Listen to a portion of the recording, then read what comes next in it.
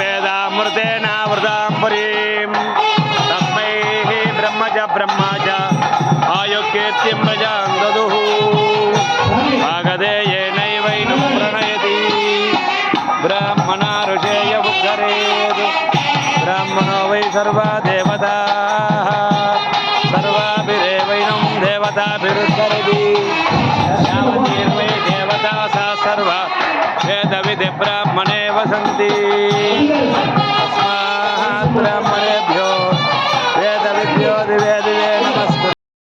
మాసం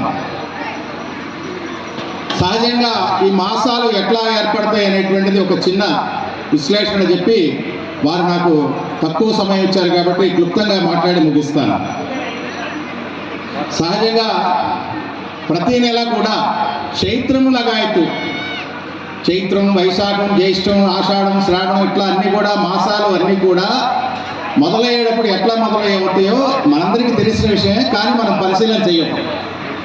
పౌర్ణమి ముందు రోజు కానీ పౌర్ణమి రోజు కానీ ఏ నక్షత్రం అయితే ఉంటుందో ఆ నక్షత్రంతో ఆ మాసం ఏర్పడుతుంది. అంటే చైత్ర మాసం ఉన్నదనుకోండి, చిత్తా నక్షత్రం పౌర్ణమికి ముందు రోజు కానీ పౌర్ణమి రోజు కానీ చిత్తా నక్షత్రం ఉంటే చైత్ర మాసం ఏర్పడుతుంది. అదేవిధంగా వైశాఖ మాసంలో విశాఖ నక్షత్రం పౌర్ణమి ముందు రోజు ఉంటే అట్లా వైశాఖ మాసం ఏర్పడుతుంది. అదేవిధంగా కార్తీక మాసం పరమ పవిత్రంగా మనం భావిస్తున్నటువంటి కార్తీక మాసంలో పౌర్ణమికి ముందు రోజు లేదా పౌర్ణమి రోజున కృత్తికా నక్షత్రం ఉంటే ఇది కార్తీక మాసం అవుతుంది. చాలా గొప్ప విషయం. మాసాలన్నింటిలో కూడా పరమ పవిత్రమైనటువంటి మాసం కార్తీక మాసం అనుకున్నా. ఎందుకయ్యా అంటే ఈ మాసం కృత్తికా నక్షత్రంతో కూడినటువంటిది కాబట్టి. కృత్తికా నక్షత్రం ఏంటయ్యా అంటే శరవణ భవుడు కృత్తికా స్వరూపుడు సుబ్రహ్మణ్యేశ్వర స్వామి వారి జన్మ నక్షత్రం. సుబ్రహ్మణ్యేశ్వర స్వామి వారు కార్తికేయుడుగా పిలువబడేటువంటి గొప్ప విషయం అంతా కూడా ఈ మాసంలోనే ఉంటుంది. ఆయన స్వరూపమే అగ్నితత్వంతో కూడినటువంటి అగ్నిస్వరూపుడు ఆయన. అందుకనే ఈ కార్తీక మాసం అంతా కూడా దీపాలతోటి మనం ఉత్సవం చేసుకుంటాం. కార్తీకం అనగానే మనకు కనిపించేది ఏమిటయ్యా అంటే స్నానం, దీపం, ఉపవాసం, ఈ మూడే కనిపించేది. స్నానం చేస్తుంటారు ఇవాళ చాలామంది కార్తీక మాసంలో.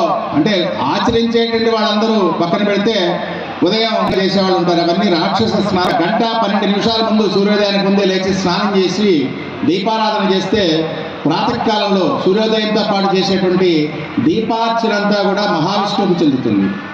పగటి కాలంలో చేసేటువంటి దీపాలన్నీ కూడా పరమేశ్వరుడు చెందుతాయి.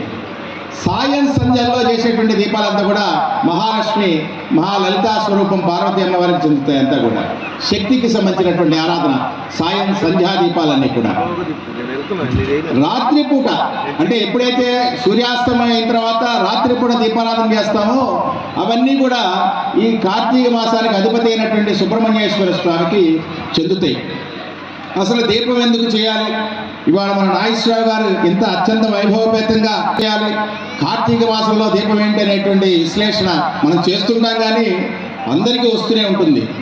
కార్తీక మాసంలో దీపార్చనకి మించినది లేదు అనేదానికి ఏంటంటే ముందుగానే ఆశ్వీజ మాసంలోనే బహుళ త్రయోదశి రోజు ధన త్రయోదశి అంటాం మనం.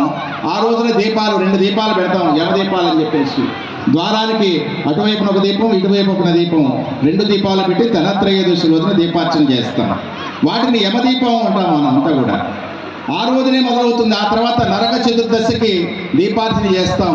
అమావాస్య అయితే మహాపండగగా చేస్తాం నరక చతుర్దశి, అట్లాగే దీపావళి అమావాస్య. అదిగో అక్కడి నుంచి ప్రారంభమవుతోంది. పాడ్యమ నుంచి సంకల్పం చేసుకొని స్నానము, దీపము, ఉపవాసాధన, అట్లాగే దైవారాధన. కార్తీక మాసంలో దీపాలు ఏంటయ్యా అంటే మన దీపం వెలిగించి దామోదరుడికి చూపిస్తాం. దామోదరాయ నమః అంటాం ఒక దీపాన్ని వెలిగించి. అట్లాగే పరమేశ్వరుడికి త్రయంబకాయ నమః అని చెప్పేసి ఇంకో దీపాన్ని వెలిగిస్తాం. మరట్లా దీపార్చన చేస్తున్నటువంటి సందర్భంలో అసలు ఈ దీపాలు ఎందుకు చేయాలనేటువంటి దాంట్లోనే మొట్టమొదటి కొన్ని విషయాలు మనం ముచ్చటించుకుందాం. మొట్టమొదటి కార్తీక